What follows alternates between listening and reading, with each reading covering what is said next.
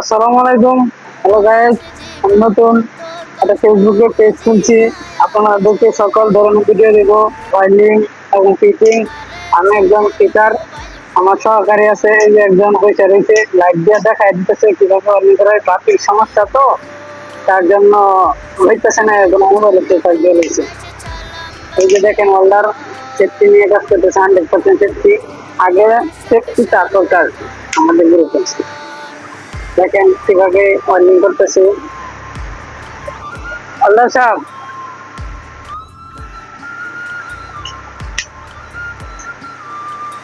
ভালো একটু গ্যাপ আছে তো, মালটা একটু ফিট করছি।